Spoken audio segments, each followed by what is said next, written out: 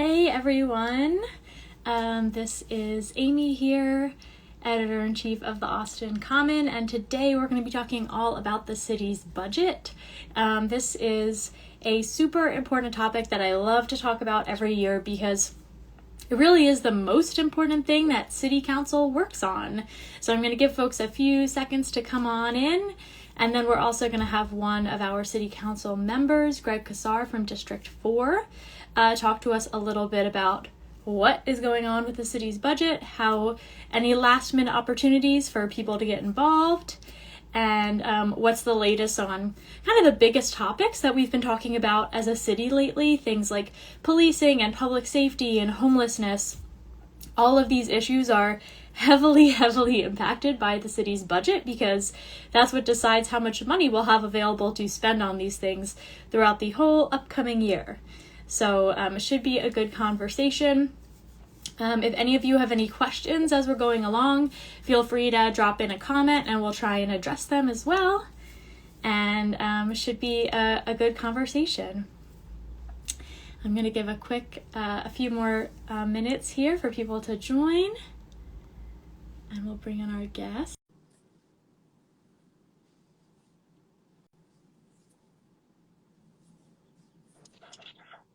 Hey, Amy, what's up? Hey, good to see you. Good to see you too. Thanks to everybody for hopping in and for inviting me to this. Yeah, so I'm excited to talk some today about the city's budget.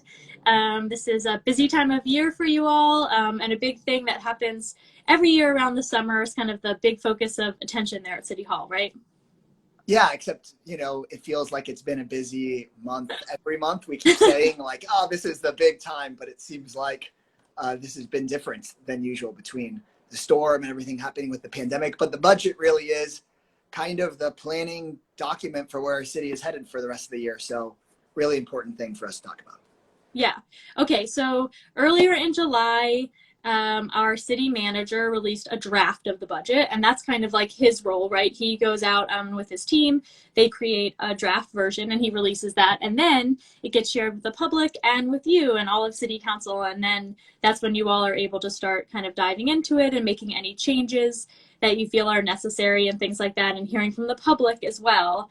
And then pretty soon you're going to be adopting the budget, right? Do you want to give people just a quick timeline of like where we're at in that process right now? Yeah, so we are up to adopt the budget next week. We'll discuss it publicly tomorrow and have some debate about what things we think are important, what we'd like to change. And then Wednesday, Thursday, and Friday next week are 3 different days we can vote on the budget. Sometimes folks really like to try to see if we can get it done in one day, but usually it takes a couple of days. And people can sign up to testify on Wednesday if you have comments that you want to make on the budget. But then we can talk about this more later in the live, but you can also tweet at us or, DM us or send an email or do whatever as other ways to engage and talk about what it is you care about in the budget. But we will be making that decision next week. Great. And so I want to kind of talk about some of the biggest items that come up in the budget. I think that the first one is just public safety, right? Like this was, if people remember, last year we had a huge community conversation about funding for public safety efforts, and we saw like really record City Council turnout levels, even though it was virtual meetings to talk about the city budget. And City Council voted, I think unanimously, to ending up cutting and also just diverting or changing about $150 million of APD budget into different departments and things like that. And now the Texas legislature has stepped in and kind of changed some of that. Can you give people a little bit of an overview of what the Texas legislature did and how that's impacting now this year's budget?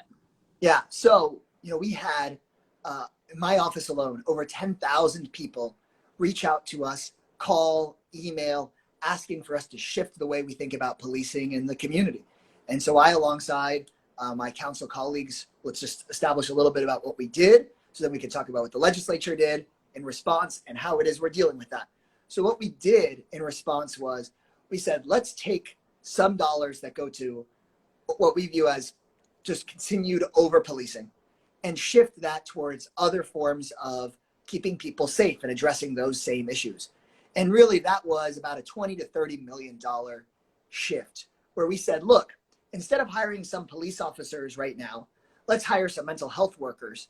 And when we get a 911 call for a mental health call, instead of sending a police officer who may not be the best trained person for that, that could result in more danger for the person with the mental health crisis or for the police officer, let's send this better person to that call.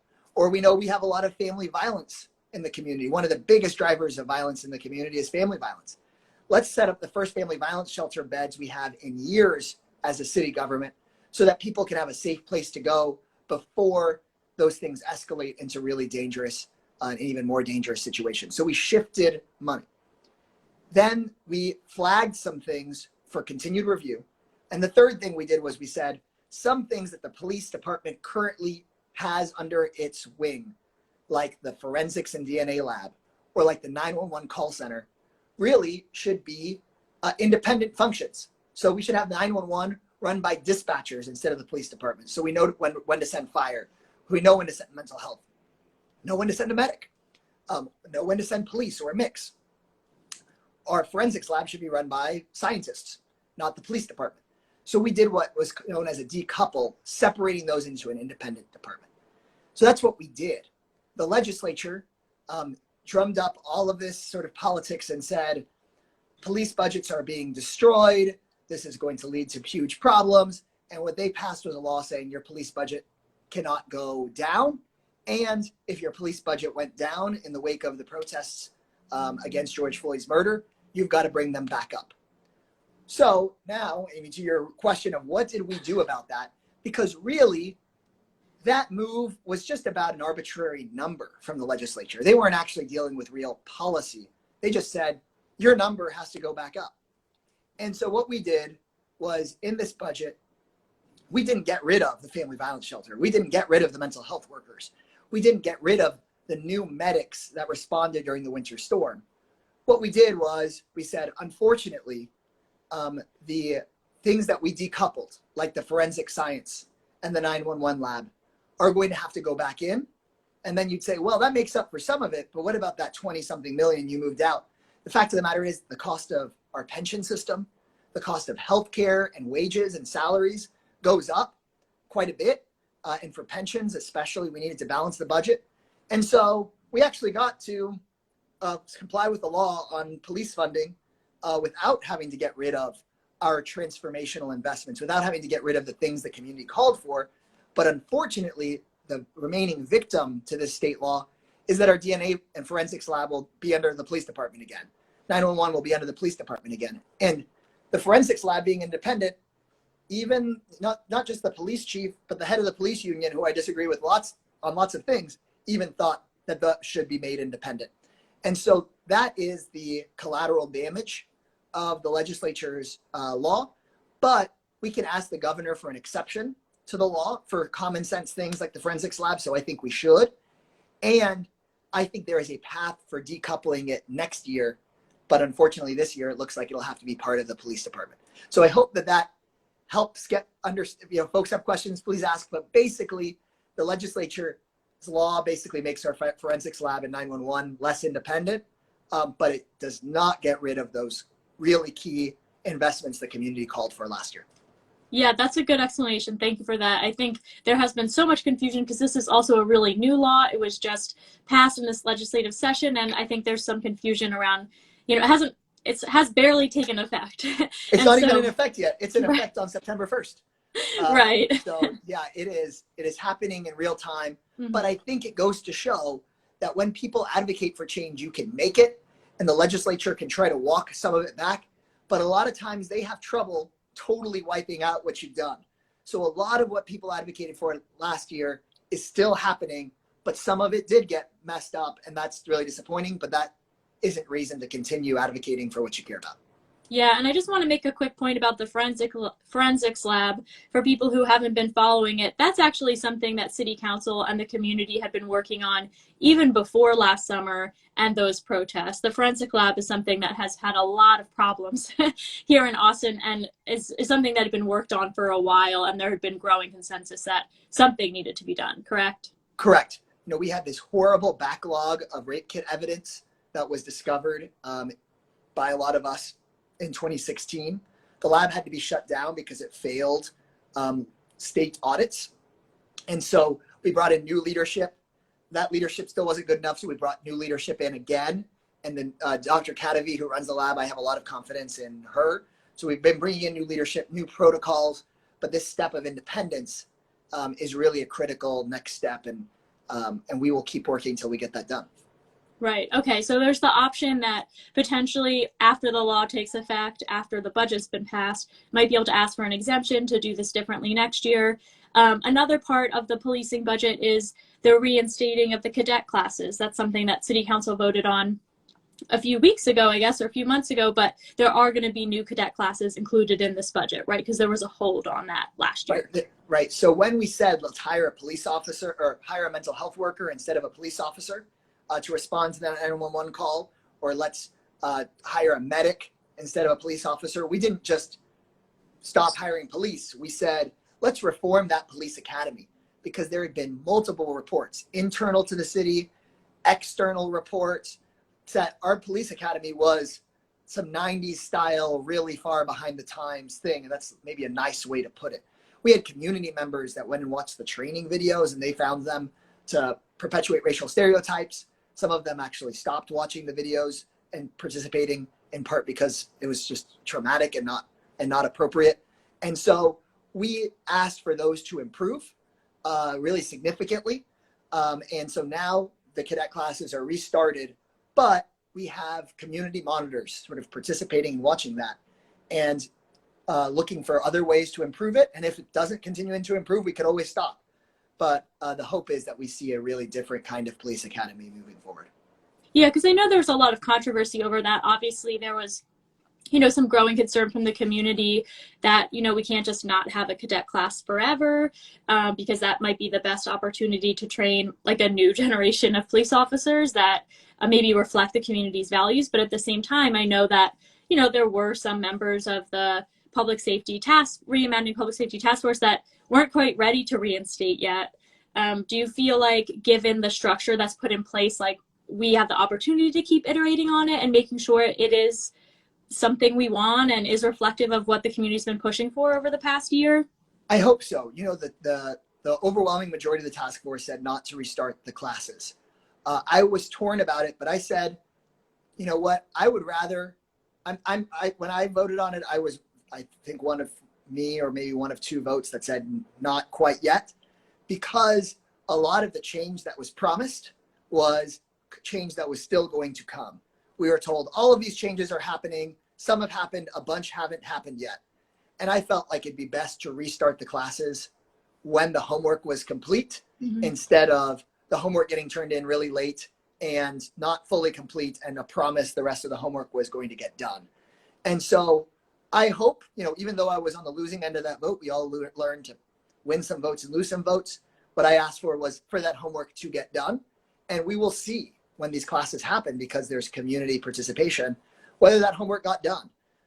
So I think everybody understands that there's no way to have the classes on hold forever, but also that it's not appropriate, once you know what we knew, to not change something.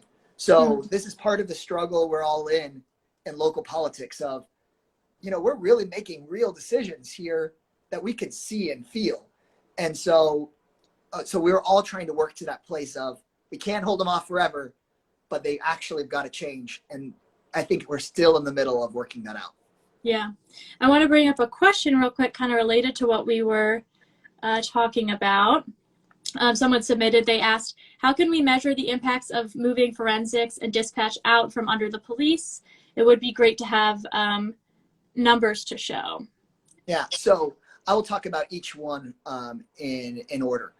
On dispatch, something that we saw is, even when we hired these mental health staff, that a lot of the mental health calls still were having a police officer sent rather than the mental health staff.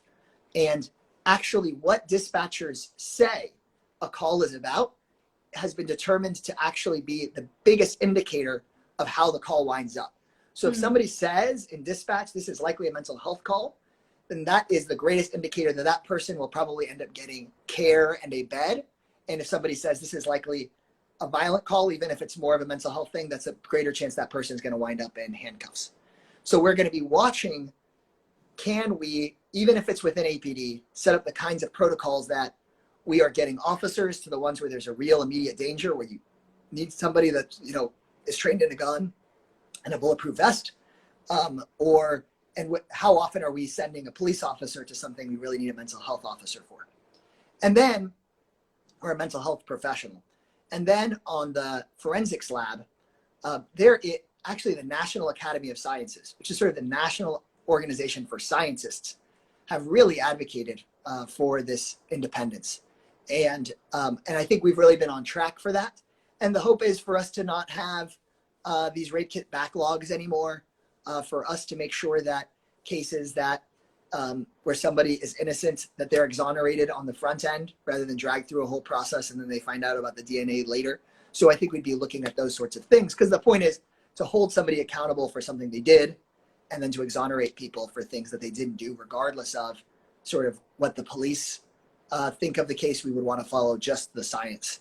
And so on that one, I think that there's a lot of consensus across the board in the scientific and the police community about it. What I didn't mention, Amy, is just like I said earlier, that pension costs and healthcare costs go up every year. Mm-hmm. When those go up next year, that will raise the police budget some.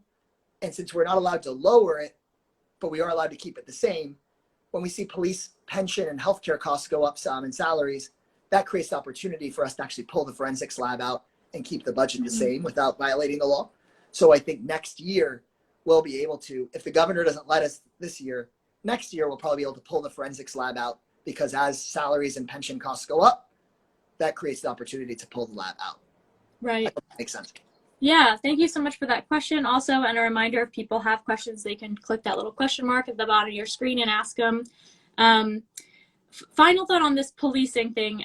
Another question or another thing that's come up is police staff numbers, right? And this is like always a huge debate, and I don't want to dive too deep into it, but this budget, I think there's a lot of different ways people might look at it. Like, it might seem like, wow, we're increasing our police department budget by, tens of millions of dollars, one, because we're like moving things back into it. But we are restudying cadet classes. Like, are we going to have more police officers this year? Are we going to have less? Like, is it a big increase? Is it like, how do you grapple with that, like, appropriate number of police officers question that really dominates things?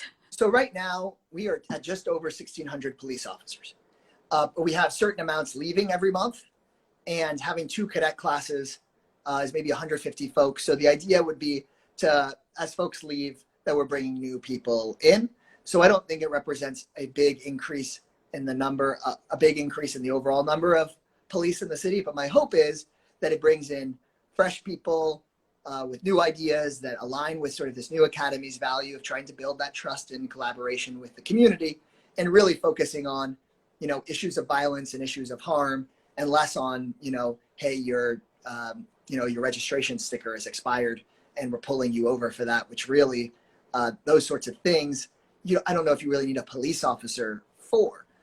So that's part of the hope and the question. Now, the biggest part of this is it'll be decided by the council next week whether to adopt the Save Austin Now petition, which would require the hiring of hundreds more police officers. And if we don't adopt that, then it will go to the voters for an election. And we'll discuss what the cost would be, but potentially, the council has to decide whether to pass this or not as law. And, hundreds and hundreds of police officers means hundreds of millions of dollars over the course of the years. And part of what we're trying to do is figure out, can we get enough EMS downtown so when there's a mass horrible event, we have enough medics? Can we have enough firefighters for our fire stations that we have to build further and further out because the city is growing? Are there going to be enough staff to keep the libraries and pools open over the weekend? So we're trying to make sure we balance making sure that our police numbers don't drop too much because there are people leaving and we'd have cadets, while also figuring out how do we, make sure we can run basic city services, get people the vaccine, make sure we have our public spaces and parks open and well maintained. That's the kind of balance we're all trying to strike here. Yeah, and if people aren't familiar with that petition, if there does end up being an election, obviously we'll be talking about that more, so stay tuned. We'll do some education around that. And then, around kind of vaguely connected to this, or connected, is you mentioned before the Reimagining Public Safety Task Force. And so this is the group of Austin residents who are, been working on this for the past year and kind of giving their ideas about what we can do to build a better public safety system in our city. And they just recently had a report where they listed a bunch of recommendations, and some of them seem like they're going to be funded in this budget. One that I thought was really interesting is this like guaranteed income pilot. Can you talk a little bit about what that is? Absolutely. So, and then I saw a question about whether we talk with folks in places like Denver or Durham. And I'm actually co-chair of an organization called Local Progress that y'all should look up, but it's kind of the coalition of progressive council members. So Robin Kinich in Denver, and Jillian Johnson, who's a council member in Durham, North Carolina. Actually, she's in, oh my gosh, I think she's in Durham. But Raleigh, Durham sometimes like blends in. Yeah. But we're always in touch about making sure that some of these programs, we're not just making it up in every, one city at a time. So we were really in conversation. Your question was about, remind me about universal basic income. Yeah. And I think it could be a great thing across the country for us to provide people with sort of a baseline of support. Cities in and of ourselves do not have the ability to have deficits, and even we have a really limited ability to tax wealth as a city. But what we can do is start pilots and smaller programs, since we have less money than the federal government, and show that they work. Help some of the people who need the most help, really show that they work, and then advocate at the state and federal level for them to put those programs in place. So in this budget, we have $250,000 to dedicate to a regular sort of universal basic income program. Pick a smaller number of very low income people, provide, regular support and checks that don't say you have to spend, things like SNAP benefits, you've got to spend this on food, or a rent voucher, you've got to spend it on rent. The idea is if you provide people with some level of general support, they know what they need to spend that money on. Maybe they need to spend a little bit of money on training to get a better job.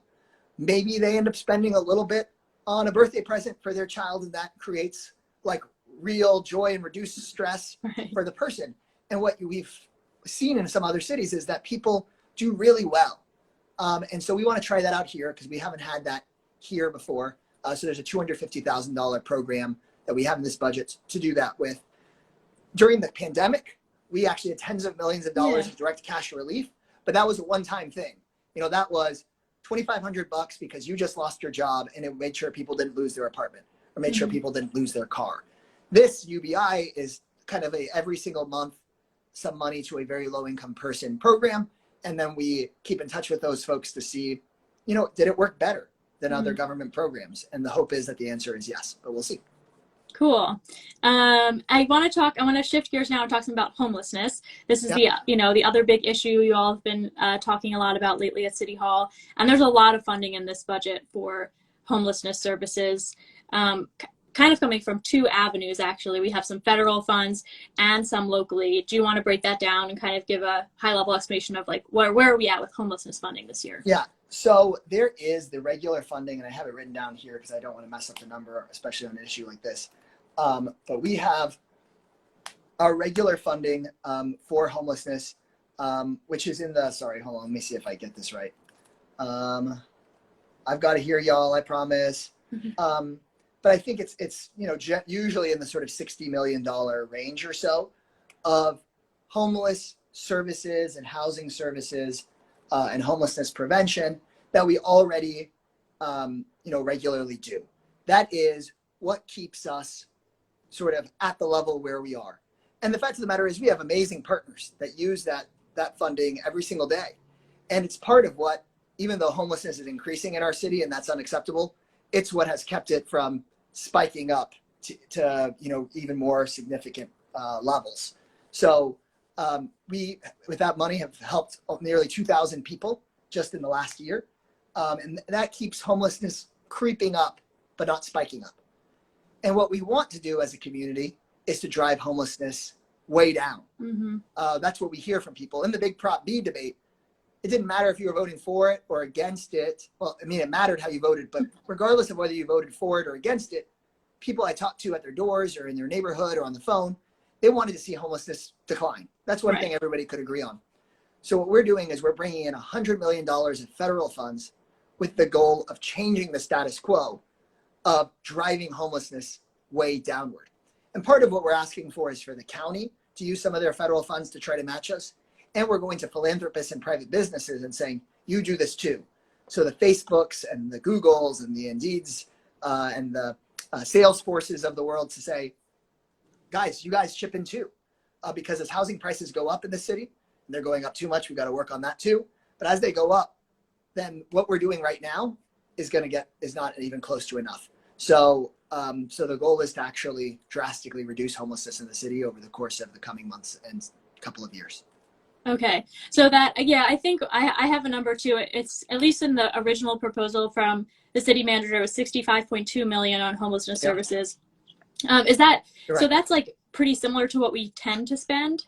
That's right. So the city investment is kind of what we've tended to spend. That's to run the Arch. That's to run Caritas. That's to run, some of the hotels and other programs we have in the city to house people, which are, like I said, housing hundreds and hundreds and hundreds of people.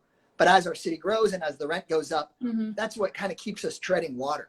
And we've got just treading water isn't going to work if housing prices keep going up. Right. Okay. So that's where we have that 100 million that hopefully we can make a little more progress with. That's right. Okay. So those are kind of like the big topics, but any other things in the budget that are personally important to you that you've been working on, you're excited to see? Like what other smaller programs or initiatives do you think are cool that are being included this year? Totally. I'm going to talk about some quick little programs and then please y'all ask me questions. I'm here to talk about whatever. But also in the budget, some cool things are we're expanding our Office of Violence Prevention, which is something we thought about with our public safety reimagining that we've done here in the last year. So some programs that folks, we have seen an increase in violence across the country, and Austin is no exception to that. And part of what some bigger cities have figured out is that you can have some of these credible messengers, people from the community, people that have been in dire straits in the past, go and talk to, especially our youth who might engage in violence because of a conflict, and go and diffuse that conflict before it happens, so that we stop having to call the police after something terrible has happened, but actually be a community where you get to call the police less. So instead of debating so much, is the police response time 8.5 minutes or 8 minutes 45 seconds? What if we could have the police response time didn't matter because there was no shooting in the first place? Right. So that is really what we're trying to drive for with this Office of Violence Prevention, and hopefully getting our family violence shelter off the ground soon. We're also investing in community health workers to go and help get folks connected to the vaccine and to other forms of healthcare that we really need. I'm working on bringing additional funding forward to help our frontline city employees who have gone through so much during the pandemic and the winter storm. There are a lot of people, that we have really as a whole community started to recognize as heroes, right? The people that went and fixed frozen water pipes when hospitals almost lost their water during the winter storm, people that went and fixed the power lines, the people that give COVID tests or COVID vaccines. That's the kind of stuff that we want to make sure that, there are people who at the airport or in some of our other critical city facilities who they didn't work a single day from home. They were there mopping floors, scrubbing bathrooms, talking to customers every single day, keeping the city running. And so a big part of what I'm trying to do is find a way to make sure that we compensate those folks for the work that they've done. And the last little program that I'll mention that we're hoping we add to the budget is we've talked a lot about resiliency and resilience hubs or neighborhood hubs, especially in things like the winter storm, like where should people go when they really need help? And I understand and agree that we should have a place where there's a bunch of water or solar panels and generators, and that's good. But it's also really the human infrastructure is a big part of what made us resilient in that storm. The most successful things I saw during the storm were where there were sort of community organizers and community members stationed at schools or churches who had everybody's cell phone number. Right. And those folks had everybody else's cell phone number. And they said, here's where you get food, or here's where you get water. Here's, how to solve this problem. Here's how to deal with mold or a broken pipe. And we just don't have enough of that. And so this isn't just about buildings, but about the people we hire at the city to be connected so that you know what to do when there's trouble. And so something we're thinking about is hiring 4 or 5 of these sort of community coordinators, resilience coordinators based out of our schools, especially our lowest income schools where the most vulnerable people are, so that we can deal with the everyday disasters that happen in people's lives and be prepared for those big disasters when they do happen. Okay, cool. So I hope that stuff is useful. Yeah, definitely. A few other programs. And then obviously another big component of this budget I just want to point out is obviously when the city makes a budget, it also impacts what we pay in taxes. This has been a big topic of debate because our property values are just like going through the roof as the city grows. And City Council took some action a little bit earlier on this, but it involves the budget. Do you just want to talk briefly about what the Homestead Exemption is for anyone who's a homeowner? Yeah, and so home values have gone up quite a bit. So a lot of folks thought they were going to be getting hit with a really big increase to their tax bill. And so what the council did this year was we said we were going to pass an increase to the homestead exemption. In the past, that homestead exemption, the state comptroller was reading in a way that it would really devastate some part or really hurt some parts of our city budget and those services I talked about. But after some advocacy, they've agreed that we could do a homestead exemption where we shift the burden off of homeowners a little bit and a little bit more onto commercial property, in particular, really expensive commercial property like our big manufacturing facilities or big commercial and office buildings. So by doing that, this year, actually, for the average homeowner, even if your property value went up, there'll be it's proposed a slight decrease in your property tax bill. We might adjust the tax rate a little bit so that it's just about flat or $1 or 2 a month, but very, very little impact on the average homeowner paying in, even if your property value went up. Now, I think it is a good thing for us to contribute. I own a house, and when my value goes up and up and up, that is an asset. And that is ultimately, whenever somebody chooses to sell or take out a loan, that is money that we have. Right. And so I think it is important for us to think about us all being willing to contribute a little bit more to improve our collective lives. So some years, I think it is just fine for everybody to chip in a little bit more so that we get a train, right? Or so that we get a new park. Those are good things. This year, we're talking about minimal small decreases or minimal small increases, even when the value of your house has shot up, just because of the kind of year that we've been through. And so, in future years, we should talk about everybody making a little bit more of a contribution if there's a project we all want to invest in. But this year, I wouldn't expect on the city's portion of the property tax for you to see much of a change at all. Right. And just a reminder for people, your property tax bill, only about 20%, I believe, is coming from the city of Austin. The vast majority is from your local school district. I think that's a point of confusion. Yeah, totally. Okay, so really quick before we end then, if people have any last minute opinions or thoughts about this budget, where should they direct them and how should they do that? So you can email us. You can find your council member online and email your council member. Our emails are just our first name dot our last name at austintexas.gov. You can call us, or you can use platforms like IG or Twitter or what have you. Most of us have handles, and the benefit of that is not only do we get your message, then your friends can also layer in and talk about it.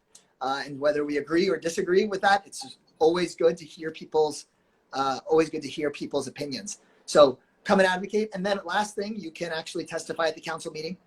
You can call in or you can come in person. That will be Wednesday morning. If enough people sign up, then it might take a while and you might be on hold or be waiting for a little while. But through the month of August, there's still call-in option and then in-person testimony. Once we get into September for council meetings, the state has said no more call-in. And so people will largely have to be here. But for now, we have that call-in option because of the state adjusted their laws because of COVID. Okay, well, awesome. Thank you so much for taking the time to chat. And for anyone else who's listening, if you have any final questions or if you watch this on replay and have questions, just add a comment there and we'll try and answer them as well after the fact. And thank you so much for taking the time. And thank you to everyone who's hopefully getting engaged in this budget process because it is super important. Yeah, of course. Y'all take care. Bye.